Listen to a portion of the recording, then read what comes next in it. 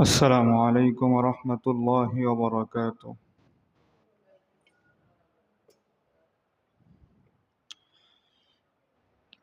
الحمد لله نستعينه ونستغفره ونؤمن به ونتوكل عليه ونعوذ بالله من شرور أنفسنا ومن سيئات أعمالنا. من يهد الله فهو المهتدي ومن يضلل فلن تجد له وليا مرشدا.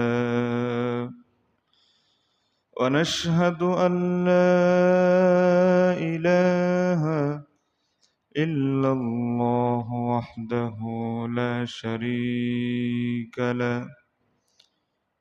ونشهد أن سيدنا ومولانا محمدا عبده ورسوله أرسله بالحق بشيرا ونذيرا وداعيا إلى الله بإذنه وسراجا منيرا.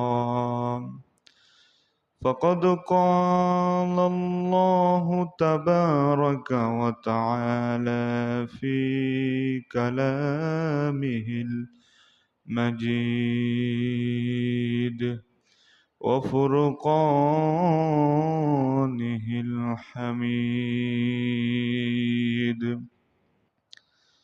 أعوذ بالله من الشيطان الرجيم. بسم الله الرحمن الرحيم. إنه لقول رسول كريم وما هو بقول شاعر قليلا ما تؤمنون ولا بقول كاهن قليلا ما تذكرون. تنزيل من رب العالمين. وقال تعالى في شان حبيبه إن الله وملائكته يصلون على النبي يا أيها الذين آمنوا صلوا عليه وسلموا تسليما.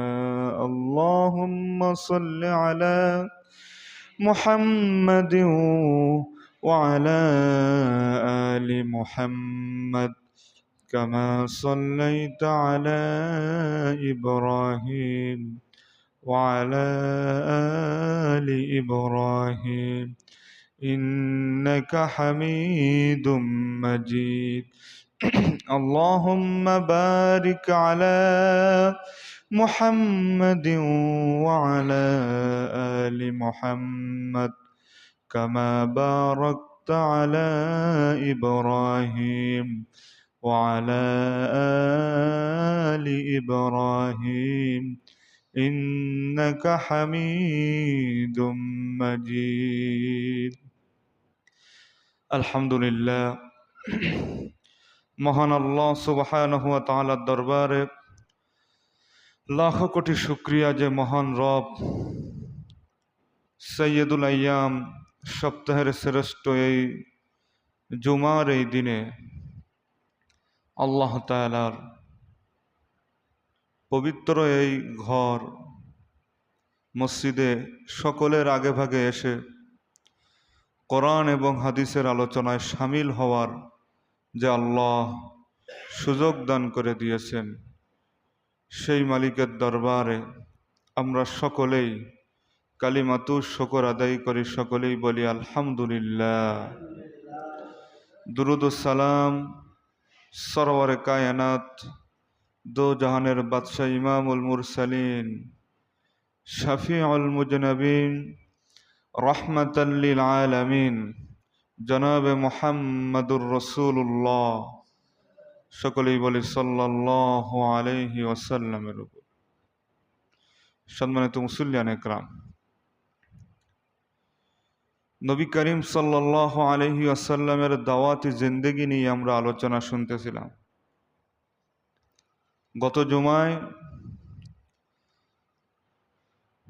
নবী করিম সাল্লাল্লাহু আলাইহি সাল্লাম এবং তার সাহাবা ইকরামদের উপরে কাফের মুশরিকরা কেমন জুলুম নির্যাতন চালিয়েছিল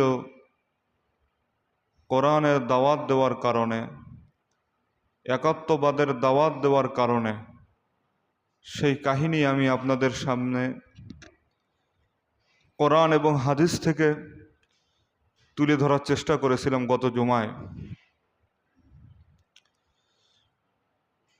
নবী করিম সাল্লাল্লাহু আলাইহি ওয়াসাল্লাম যখন দেখলেন যে আমার সাহাবাদের ওপরে সীমাহীন জুলুম নির্যাতন চলতেছে, তখন নবী করিম সাল্লাল্লাহু আলাইহি ওয়াসাল্লাম তিনি মনস্থ করলেন মক্কার পার্শ্ববর্তী দেশ আবিসিনিয়া অর্থাৎ হাবশা, তাদেরকে হাবশায় পাঠায়া দিবেন।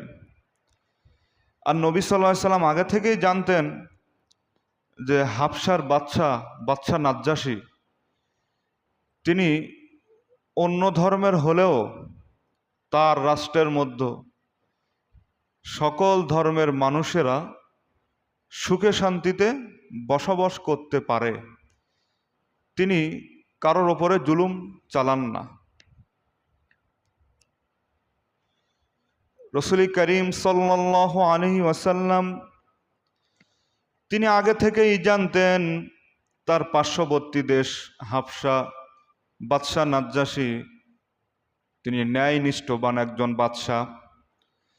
এজন্য রাসূল করিম সাল্লাল্লাহু আলাইহি ওয়াসাল্লাম তার সাহাবাদের উপরে, যাদের উপরে সব থেকে বেশি জুলুম নির্যাতন চলতেছে, তাদের মধ্য থেকে রাসূল করিম সাল্লাল্লাহু আলাইহি ওয়াসাল্লাম ক্ষুদ্র একটি দল 12 জন পুরুষ এবং 4 জন মহিলাকে একত্রিত করে তিনি তাদেরকে আবিসিনিয়ায় অর্থাৎ হাবশায় তিনি পাঠায়া দিবেন এই মনস্থ করলেন।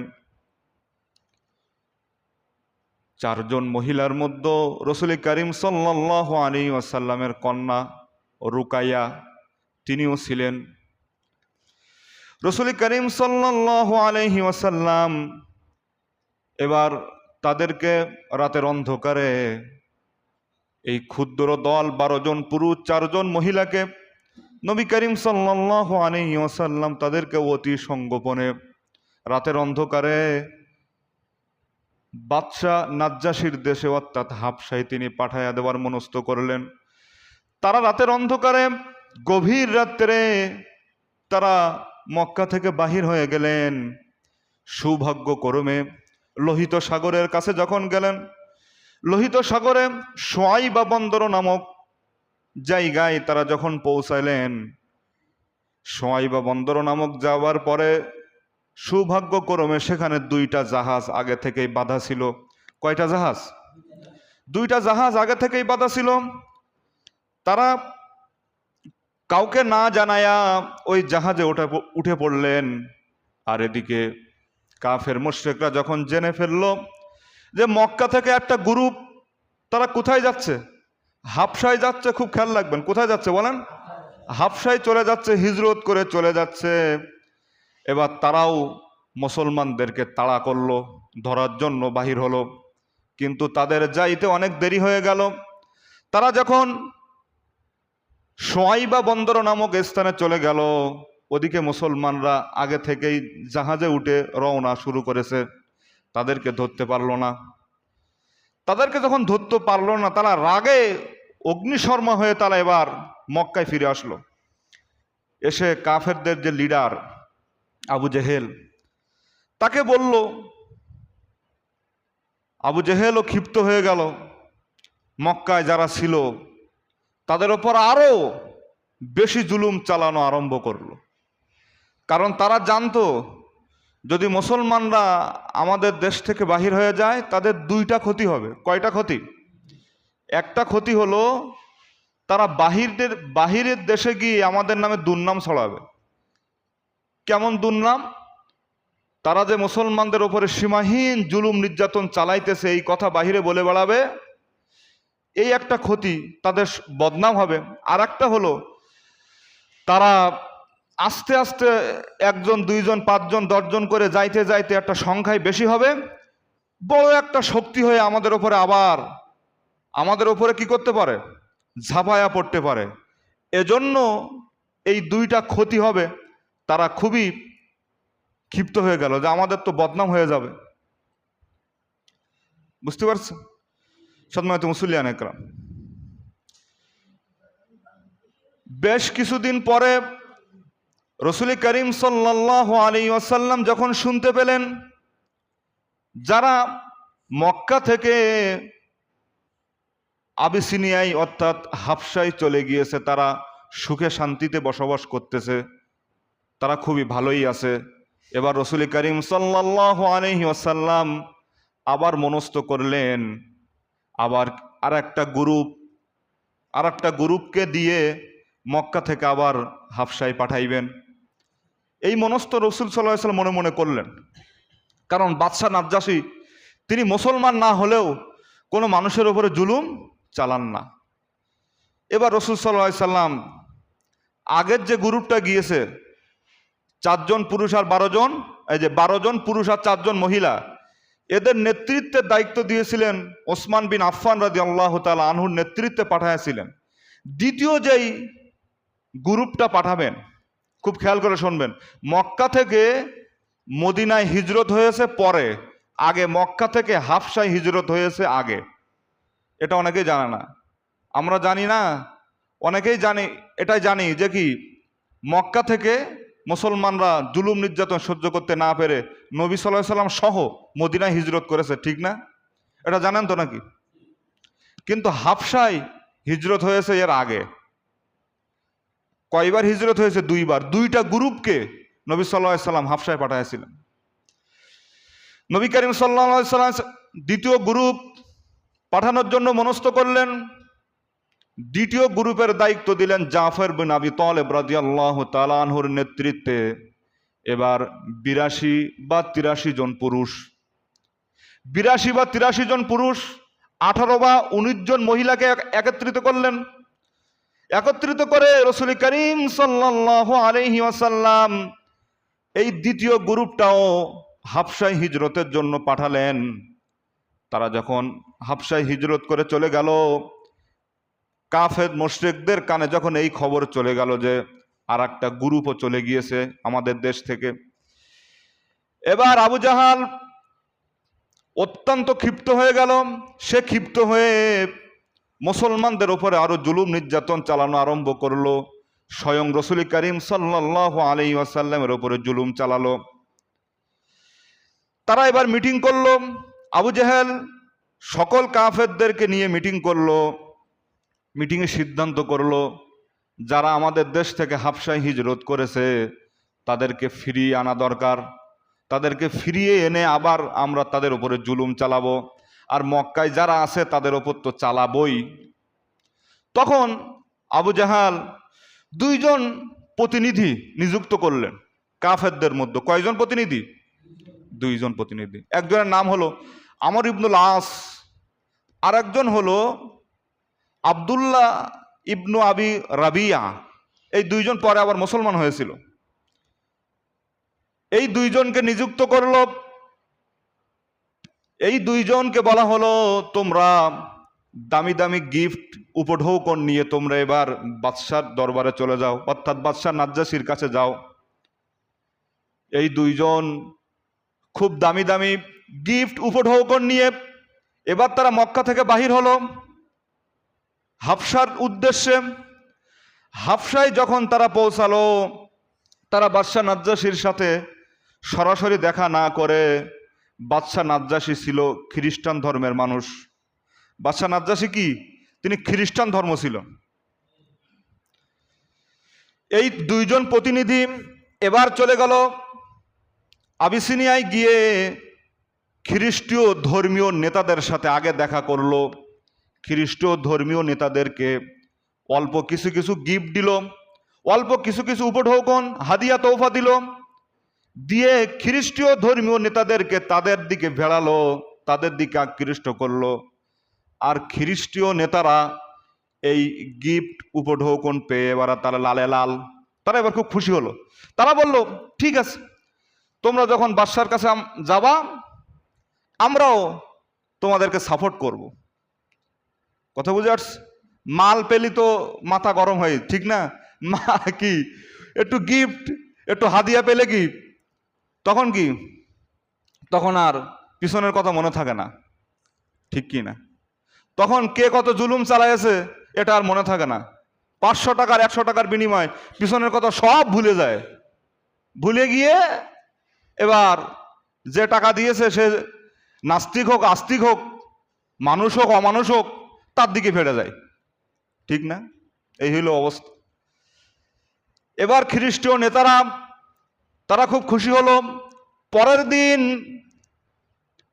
খুব বড় বড় গিফট উপঢৌকন নিয়ে এই দুইজন কাফেরদের প্রতিনিধি আর খ্রিস্টীয় নেতারা তারা এবার বাদশার দরবারে চলে গেল।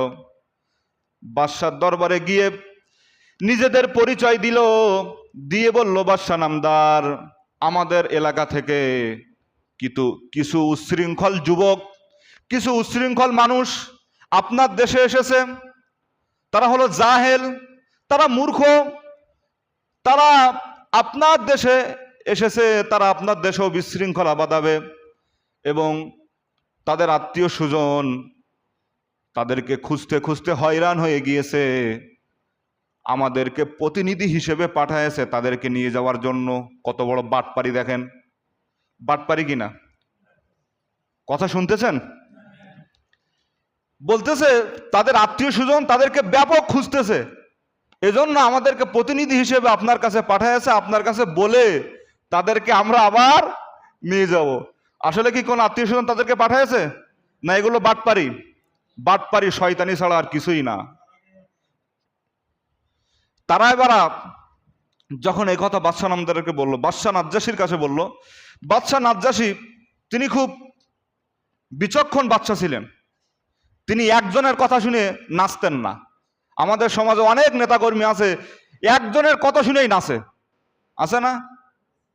একজনের কথা শুনে যদি আপনি বিবেক বিবেচনা করেন, আপনি জালেমের কাতারে আপনি জালেমের কাতারে দাঁড়ায় যাবেন, কারণ সে তো মিথ্যাও বলতে পারে। এজন্য দুই পক্ষ ডাকতে হয়, কোনো বিচার করার আগে দুই পক্ষকে ডাকতে হয়। কয় পক্ষকে? দুই পক্ষের কথা শোনার দরকার আছে কিনা? কিন্তু একজনের কথা শুনে ডিসিশন নিলেন, আপনি একটা জালেম ছাড়া কিছুই না। বাদশাহ বেধর্মী হলেও, খ্রিস্টীয় ধর্মী হলেও তিনি এদিক থেকে খুব চক্ষুষ্মান ছিলেন। এবার তিনি বললেন, ঠিক আছে, যারা আমার দেশে এসেছে তাদেরকে ডাকো। এবার মুসলমানদেরকে ডাকা হলো।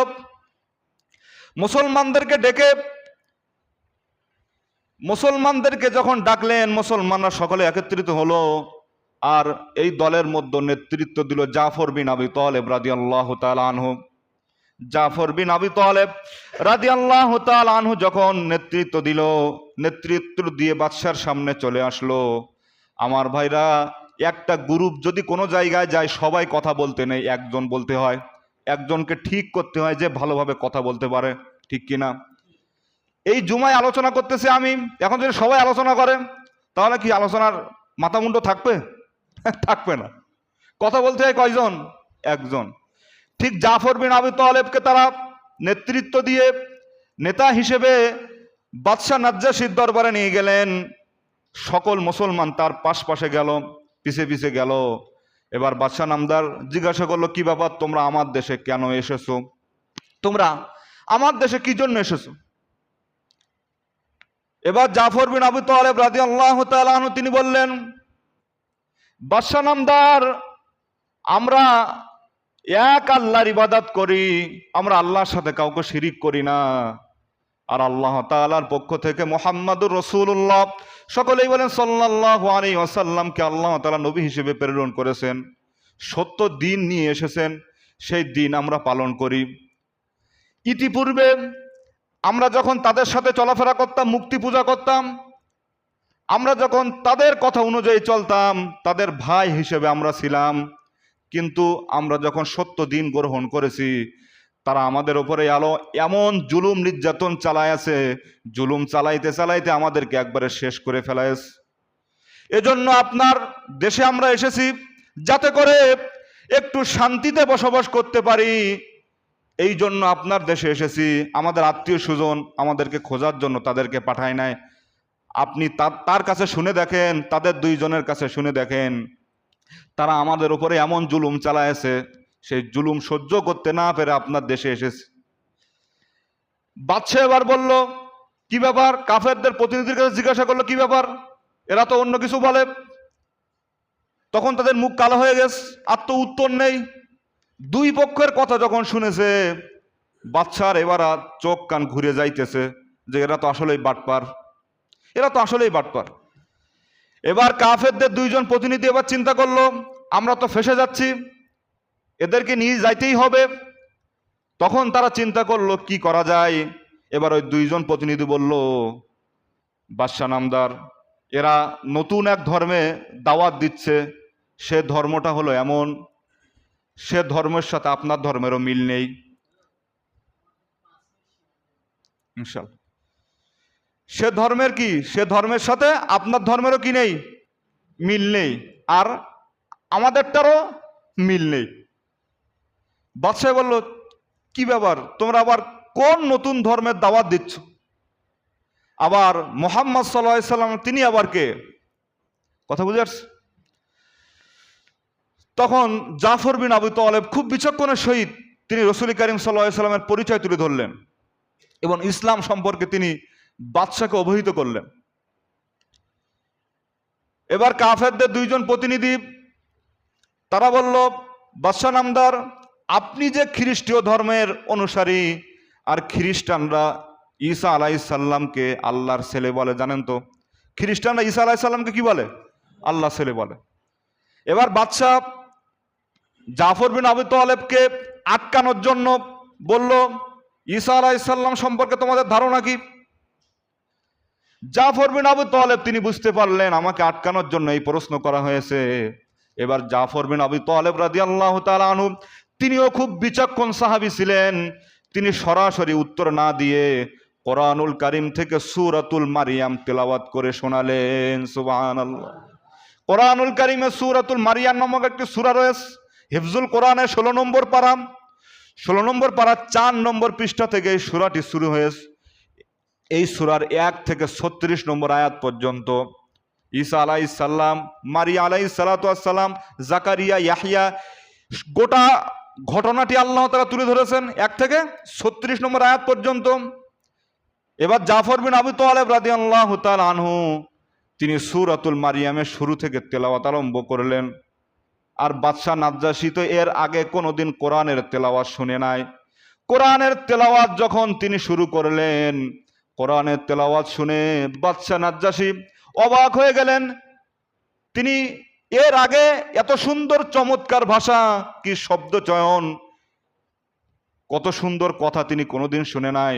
কোরআনের তেলাওয়াত শুনে বাদশা নাজ্জাশীর চোখ দিয়ে এবার অঝরঝরাই কান্না আরম্ভ করলেন। সুবহানাল্লাহ। কোরআনের তেলাওয়াত শুনে বাদশা নাজ্জাশী চোখ দিয়ে তার অশ্রু ঝরতেছে। আর মন্ত্রী ক্যাবিনেট অর্থাৎ মন্ত্রীর সভায় যারা ছিলেন সকলেই কোরআনের তেলাওয়াত শুনে কান্দা আরম্ভ করলেন।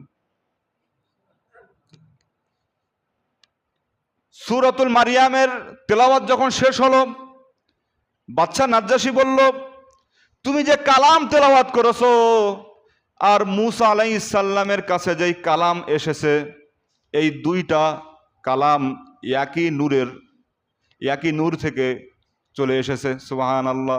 অর্থাৎ এই দুইটা কালাম একই আলোর উৎস থেকে চলে এসেছে, মানে দুইটা কালাম একই আলোর, কিন্তু আল্লাহ বলতেছেন না, কিন্তু কি বলতেছেন, এই দুইটা কালাম একই নূরের উৎস। এ কথা বললেন বাদশাহ নাজ্জাশী। এবার বললেন কাফেরদের দুইজন প্রতিনিধিকে, তোমাদের কারবার আমি বুঝে গিস, আমি তোমাদের হাতে মুসলমানদেরকে, যারা আমার দেশে এসেছে তাদেরকে আমি ফেরত দেব না। এবার দুইজন প্রতিনিধি দেখলো অবস্থা তো খারাপ, তারা সর্বশেষ চান্স নিল। তারা বলল, বাদশাহ নামদার, ঈসা আলাইহিস সালামের সম্পর্কে এরা বাজে ধারণা করে। কি বলল? মুসলমানদেরকে বলতেছে যে বাদশাহ নামদার, ঈসা আলাইহিস সালাম সম্পর্কে, অর্থাৎ আপনি যে যাকে আল্লাহ ছেলে বলেন, এভাবে তো বলতেছে না, বলতেছে কি আপনার ধর্মের অনুসারে এরা এভাবে ঈসা আলাইহিস সালামকে তারা বাজে ধারণা করে। এবার বাদশাহ নাজ্জাশী জাফর বিন আবু তালেব রাদিয়াল্লাহু তাআলা আনহুর কে বললেন, তোমরা আবার ঈসা আলাইহিস সালাম সম্পর্কে কেমন বাজে ধারণা করো? এবার আকীদার প্রশ্ন করলেন। কিসের প্রশ্ন? আকীদার প্রশ্ন, যে ঈসা আলাইহিস সালাম সম্পর্কে তোমাদের আকীদা কি? জাফর বিন আবু তালেব তিনিও খুব বিচক্ষণ ছিলেন, তিনি বললেন, ঈসা আলাইহিস সালাম হলো আল্লাহ তাআলার পক্ষ থেকে একজন প্রেরিত রসূল, তিনি আল্লাহর বান্দা, এবং তার মা অর্থাৎ মারিয়াম আলাইহিস সালাতু ওয়াস সালামকে আল্লাহর নির্দেশে তার ভিতরে রূহ ফুঁকে দিয়েছেন, আর কোনো পুরুষ মানুষ তার মাকে স্পর্শ করে নাই।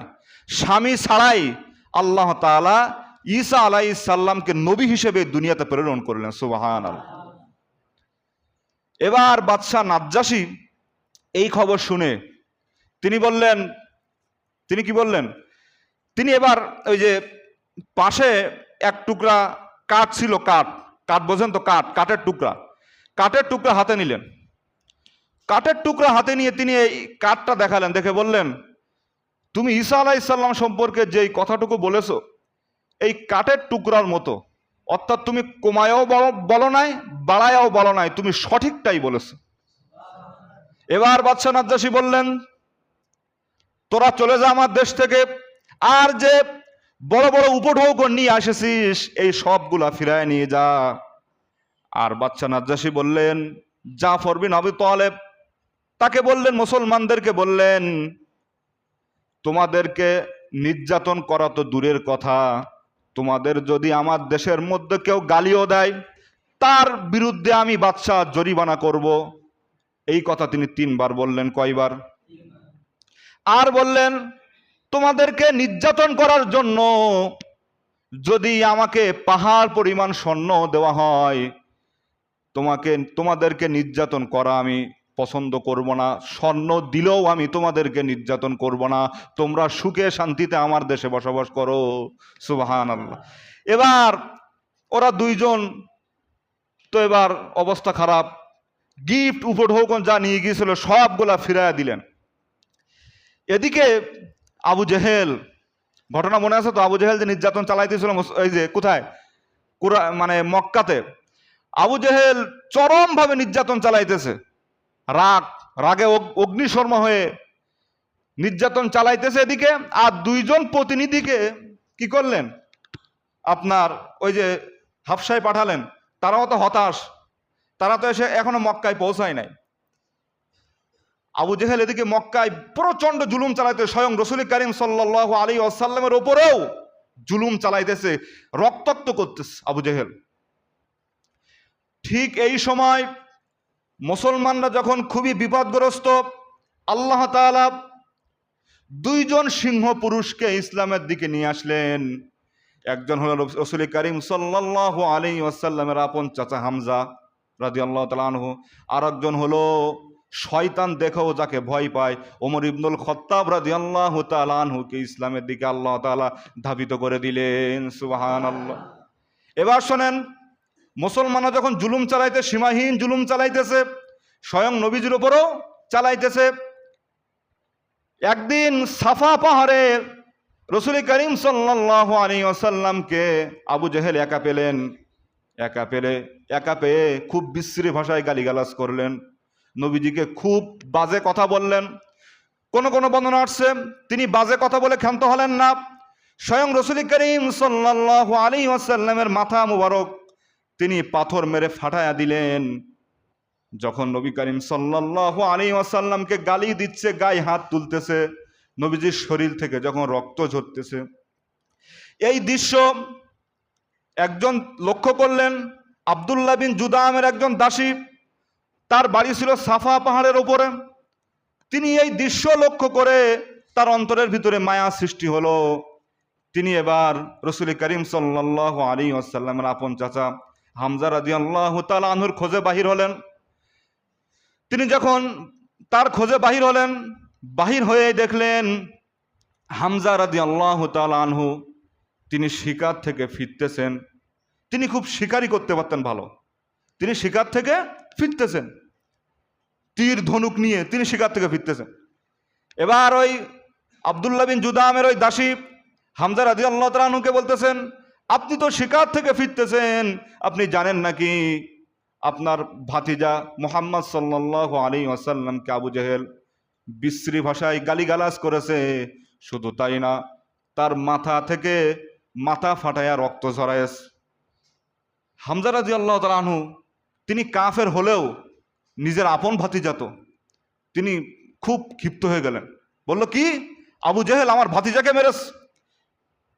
তিনি খুব রাগান্বিত ছিলেন। ওমর রাদিয়াল্লাহু তাআলা আনহু যেমন রাগান্বিত, তিনিও খুব সাহসী বীর ছিলেন।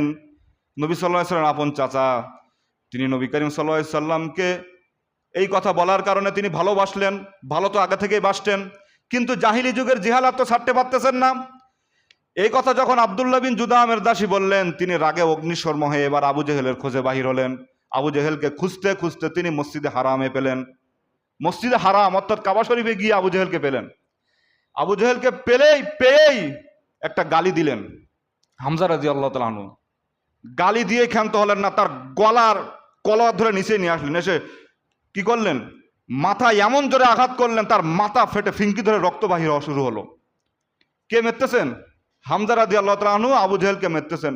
আর বলতেছেন, কিরে আবু জেহেল, তুই কি মনে করেছিস আমার ভাতিজা একা? তুই আমার ভাতিজার গায়ে হাত দিছিস, আজকে থেকেই আমি আমার ভাতিজার ধর্ম গ্রহণ করিস। আসলে কিন্তু গ্রহণ করার নাই, আবু জেহেলকে একটু খেপানোর জন্য বললেন যে তুই কি মনে করেছিস আমার ভাতিজা একা, তাই না? আজকে থেকে আমি আমার ভাতিজার সাথে আছি। এখন আবু জেহেলকে যখন মেরে রক্তাক্ত করলেন, আবু জেহেলের আপনার গোত্রের নাম ছিল বনু মাখজুম গোত্র, আর হামজা রাদিয়াল্লাহু তাআলা আনহুর গোত্রের নাম ছিল বনু হাশেম।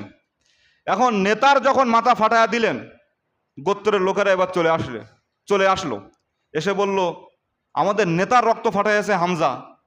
আর হামজা রাদিয়াল্লাহু তাআলা আনহুর গোত্রের লোকেরাও চলে আসলো। এখন দুই গোত্র এবার কি বলেন, মারামারি সম্মুখীন।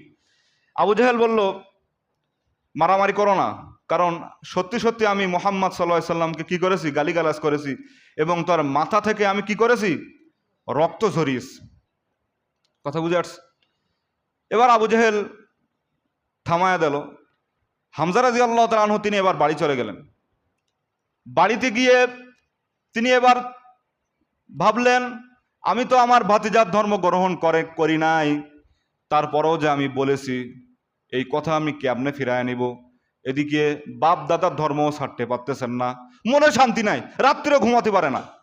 কে ঘুমাতে পারে না? নবী করিম সাল্লাল্লাহু আলাইহি ওয়াসাল্লামের আপন চাচা হামজা রাদিয়াল্লাহু তাআলা আনহু। কথা বুঝে আসছে? সারা রাত ঘুম হয় নাই। সকালবেলা তিনি চলে গেলেন মুহাম্মদুর রাসূলুল্লাহ সাল্লাল্লাহু আলাইহি ওয়াসাল্লামের দরবারে, গিয়ে বলতেছে, প্রিয় ভাতিজা আমার, সারা রাত আমি ঘুমাতে পারি নাই, আর আমি তো শিকারি করে বেড়াই। মহাবিশ্বের একজন কারিগর অবশ্যই রয়েছে। এই পৃথিবী এমনি এমনি সৃষ্টি হয় নাই, বিনা খুঁটিতে আল্লাহ তাআলা আসমানকে সৃষ্টি করেছেন, এটা এমনি হমনি হয় নাই। সুতরাং জাহিলি যুগের জিহালাত আমাকে আর আটকাইতে পারবে না, আমি তোমার সামনেই কালেমা গ্রহণ করতে চাই। এবার রাসূল করিম সাল্লাল্লাহু আলাইহি ওয়াসাল্লাম বললেন, চাচাজি তাহলে পড়ে নেন লা ইলাহা ইল্লাল্লাহু মুহাম্মাদুর রাসূলুল্লাহ সাল্লাল্লাহু আলাইহি ওয়াসাল্লাম। এবার হামজা রাদিয়াল্লাহু তাআলা কি করলেন? ইসলাম কবুল করলেন। দেখেন, হামজা রাদিয়াল্লাহু তাআলা ইসলাম কবুল করার 3 দিন পরেই, কয়দিন? 3 দিন পরেই ইসলাম গ্রহণ করতেছেন ওমর ইবনুল খাত্তাব রাদিয়াল্লাহু তাআলা আনহু। কিভাবে? এটা এক মজার ঘটনা, শুনতেছেন তো সবাই? হামজা রাদিয়াল্লাহু তাআলা আনহু ইসলাম গ্রহণ করার 3 দিন পরে ওমর ইবনুল খাত্তাব রাদিয়াল্লাহু তাআলা আনহু তিনি ইসলাম গ্রহণ করলেন। তিনি কিভাবে গ্রহণ করলেন? আসলে ওমর রাদিয়াল্লাহু তাআলা আনহুর ইসলাম ধর্ম গ্রহণ করাটা ছিল রাসূল সাল্লাল্লাহু আলাইহি ওয়াসাল্লামের দোয়া। নবী করিম সাল্লাল্লাহু আলাইহি ওয়াসাল্লাম যখন দেখলেন ব্যাপক জুলুম নির্যাতন চলতেছে স্বয়ং রাসূল সাল্লাল্লাহু আলাইহি ওয়াসাল্লামের উপরে এবং সাহাবাদের উপরে, তখন রাসূল সাল্লাল্লাহু আলাইহি ওয়াসাল্লাম আল্লাহর কাছে দোয়া করেন, আল্লাহ, কাফেরদের মধ্যে 2 জন ব্যক্তির নাম ধরলেন, একজন হলো আবু জেহেল আর একজন হলো ওমর ইবনুল খাত্তাব রাদিয়াল্লাহু তাআলা আনহু। এই 2 জনের মধ্য থেকে একজনকে আল্লাহ তুমি ইসলামের দিকে ধাবিত করো, ইসলামের দিকে আনো, ইসলামের গণ্ডির ভিতরে তাদেরকে প্রবেশ করাও, এই 2 জনের একজনকে। এখন দোয়া কবুল করেছেন কে বলেন তো? এখন আল্লাহ হাবিব সাল্লাল্লাহু আলাইহি সাল্লাম যখন কোনো দোয়া করেন সেই দোয়া কিন্তু বিফলে যায় না। এখন দোয়া যখন করেছেন, এবার তো ট্রিটমেন্ট যখন দিয়েছেন, এবার কাজ শুরু হয়েছে। ট্রিটমেন্ট যখন দিয়েছেন তখন কাজ কি হয়েছে ভাই? শুরু হয়েছে। ওমর ইবনুল খাত্তাব রাদিয়াল্লাহু তাআলা আনহু তিনি খুব সাহসী ব্যক্তি ছিলেন, সব ডাইরেক্ট করতেন, কোনো গোপনে করতেন না, যা করবে সব ডাইরেক্ট, কোনো কাউকে ভয় পাতেন না একমাত্র আল্লাহ ছাড়া। কাফেররাও ওমর রাদিয়াল্লাহু তাআলা আনহু দেখে ভয় পেত, শয়তানও দেখে ভয় পেত। ওমর রাদিয়াল্লাহু তাআলা আনহু তিনি মুসলমানদের উপরে যে জুলুম চলে, এই জুলুম যখন সীমাহীন চলতেছে, মুসলমানদের উপরে তার একটু মায়াও লাগে যে এমন জুলুম নির্যাতন চলতেছে, কিসের জন্য চলতেছে? তারা তো জমি জায়গা ফাঁকি দেয় নাই, কারোর বাড়ি গিয়ে হস্তক্ষেপ করে নাই, একমাত্র দিনের দাওয়াত দেওয়ার কারণে মুসলমানদের উপরে জুলুম চলে আর মুসলমানরা নীরবে সহ্য করে। অল্প অল্প মায়া একটু ইসলামের প্রতি আসতেছে, কথা বুঝে আসছে? আবার এদিকে জাহিলি যুগে তিনি আবার বাপ দাদার ধর্মকে খুব সম্মান করতেন। ওমর রাদিয়াল্লাহু তাআলা আনহু বাপ দাদার ধর্মকে কি খুব শ্রদ্ধা সম্মান করতেন। ঘটনাক্রমে একদিন বাড়ির বাহিরে তিনি থাকলেন, রাত্রে তিনি বাসায় থাকলেন না, বাড়ির বাহিরে ঘটনাক্রমে একদিন থাকার প্রয়োজন হলো। এবার বাড়ির বাহিরে তিনি যখন রাত্রে ঘোরাঘুরি করতেছেন, তিনি মনে মনে ভাবলেন, ঘোরাঘুরি করতে করতে আমি মসজিদুল হারামের দিকে যাই। কাবা শরীফের দিকে গেলেন।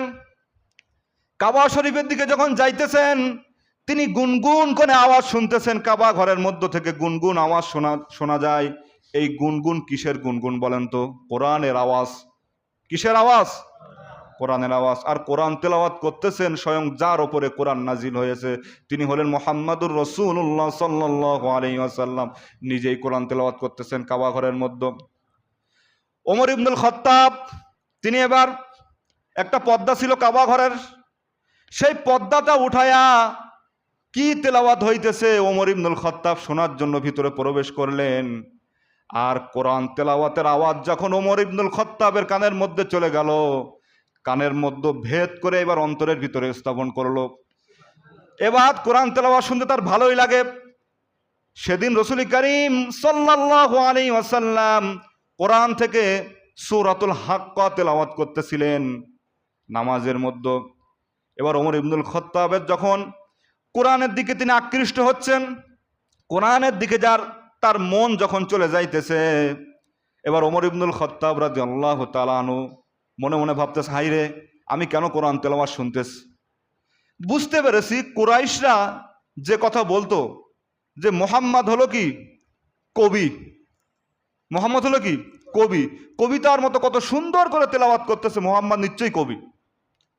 তখন রাসূল করিম সাল্লাল্লাহু আলাইহি ওয়াসাল্লাম সূরাতুল হাক্ক তেলাওয়াত করতেছিলেন, এই আয়াত তেলাওয়াত করতেছিলেন, ইন্নাহু লাকাউলু রাসূলিন কারীম ওয়া মা হুয়া বিকাউলি শাইরিন কলিলাম মা তুমিনুন। নবীজি তেলাওয়াত করতেছেন ইন্নাহু লাকাউলু রাসূলিন কারীম, এই কোরআন হচ্ছে একজন দূত কর্তৃক অনীত বাণী। পরের আয়াত তেলাওয়াত করতেছেন ওয়া মা হুয়া বিকাউলি শাইর, এটা কোনো কবির কল্পনা নয়। কলিলাম মা তুমিনুন, কিন্তু এতে তোমরা খুব কমই বিশ্বাস স্থাপন করো। ওমর ইবনুল খাত্তাব ভাবতেছে কি ব্যাপার, অন্তরে যেটা কল্পনা করলাম সেটা মোহাম্মদ জানলো কিভাবে? সুবহানাল্লাহ। অন্তরে যেটা কল্পনা করতে সেটা মোহাম্মদ জানলা কি ভাই? আমি যে মনে মনে ভাবতেছি যে কুরাইশটা ঠিকই ভাবতো, কুরাইশটা ঠিকই বলতো যে কি মোহাম্মদ হলো কবি, কবিতার মতো কত সুন্দর তেলাওয়াত করতেছে, কিন্তু আমি যে এই কথাটা ভাবলাম এটা মোহাম্মদ নামাজের মধ্যে জানলো কিভাবে? আমি তো মোহাম্মদকে গিয়ে বলি নাই যে আমি এরকম অন্তরে ভাবতেছি, মানে যেটা অন্তরে ভাবতেছেন সেটা পরবর্তী রিপিট পাচ্ছেন, রিপিট হচ্ছে। নবী সাল্লাল্লাহু আলাইহি ওয়াসাল্লাম তো তেলাওয়াত থামাচ্ছেন না। নবী করিম সাল্লাল্লাহু আলাইহি ওয়াসাল্লাম প্রথম রাকাতে সূরা হাক্কা পড়লেন, এরপরে নবী করিম সাল্লাল্লাহু আলাইহি ওয়াসাল্লাম যখন এইভাবে তেলাওয়াত করতেছেন, ওমর ইবনুল খাত্তাব রাদিয়াল্লাহু তাআলা আনহু এবার তিনি মনে মনে ভাবলেন, নিশ্চয়ই বুঝতে পেরেছি মুহাম্মদ আমার কথা জ্যোতিষী, মুহাম্মদ হলো জ্যোতিষী, তন্ত্র মন্ত্রধারী, এজন্য মুহাম্মদ আমার অন্তরের কথা জেনে গিয়েছে, মুহাম্মদ হলো জ্যোতিষী। প্রথম বললেন কবি, কবির উত্তর রিপিট পেলেন, পরবর্তীতে আবার যখন বললেন মুহাম্মদ হলো জ্যোতিষী, এবার রাসূল করিম সাল্লাল্লাহু আলাইহি সাল্লাম তো তেলাওয়াত থামাচ্ছেন না, পরের আয়াত তেলাওয়াত করলেন, ওয়ালা বিকাউলি কাহিনিন কলিলাম মা তাযাক্কারুন, এটা কোনো গণকের উক্তি নয়, এটা কোনো জ্যোতিষীর উক্ত নয়, তোমরা খুব কমই উপদেশ গ্রহণ করো। তানজিলুম মির রাব্বিল আলামিন, এটা কোনো জ্যোতিষীর উক্তি নয়, এটা হলো স্বয়ং আল্লাহ রব্বুল আলামিনের পক্ষ থেকে নাজিলকৃত কিতাব। সুবহানাল্লাহ। এবার ওমর রাদিয়াল্লাহু বললেন কি ব্যাপার, আমি যাই অন্তরে ভাবি তাই দেখি মুহাম্মদ মানে অটোমেটিক বলতেছে। এবার ওমর কি ইসলামের দিকে ধাবিত হচ্ছে না হচ্ছে না? হচ্ছে কিনা বলেন? কারণ যা বলতেছে পরবর্তী রিপিট পাচ্ছে। এবার আল্লাহ তাআলা নবীজি তো তেলাওয়াত থামাচ্ছেন না, তেলাওয়াত করেই যাচ্ছেন, আর ওমর তো শুনেই যাচ্ছেন। ওমর রাদিয়াল্লাহু তাআলা আনহু তো শুনতেছেই। আল্লাহ তাআলা পরের আয়াতে বললেন, আমার হাবিব যদি আমার কথা যেটা না সেটা নিজে বলে আমার কথা বলে চালায়া দিত, আমি শাস্তি দিতাম। আল্লাহ তাআলা পরের আয়াতে বললেন, ওয়ালাউ তাকাওয়ালা আলাইনা বা'দাল আকাওয়িল লাআখাযনা মিনহু বিল ইয়ামিন সুম্মা লাকাতা'না মিনহুল ওয়াতিন। আমার নবী যদি আমার কথা না সেই কথা নিজে চালায়া যদি আমার নামে চালায়া দিত, ওয়ালাউ তাকাওয়ালা আলাইনা বা'দাল আকাওয়িল লাআখাযনা মিনহু বিল ইয়ামিন, আমি আমার নবী সাল্লাল্লাহু আলাইহি সাল্লামের ডান হাত চেপে ধরতাম, তারপরে কি করতাম, সুম্মা লাকাতানা মিনহুল ওয়াতিন, আমি আমার নবীর কণ্ঠ নালীকে আমি আল্লাহ তাআলা নিজেই কেটে ফেলে দিতাম। আমার হাবিব যা বলে সে যদি নিজে বলতো আর বলতো এটা আল্লাহই বলেছেন, যদি এই কাজ আমার নবী করতেন তাহলে আমি কি করতাম, আমি আল্লাহ তার ডান হাত চেপে ধরতাম, ধরে তার কণ্ঠ নালীকে আমি কেটে ফেলে দিতাম। সুতরাং আমার নবী যা বলে সব কার পক্ষ থেকে? আল্লাহর পক্ষ থেকে। তিনি নিজেই কিছু বানায়া বলেন না, যা বলে। আজকে এই পর্যন্ত থাক, আগামী জুমায় বলবো ইনশাআল্লাহ। ওয়া আখিরু দাওয়ানা আলহামদুলিল্লাহি রাব্বিল আলামিন। আসসালামু আলাইকুম ওয়া রাহমাতুল্লাহ। কমিটি থেকে কথা।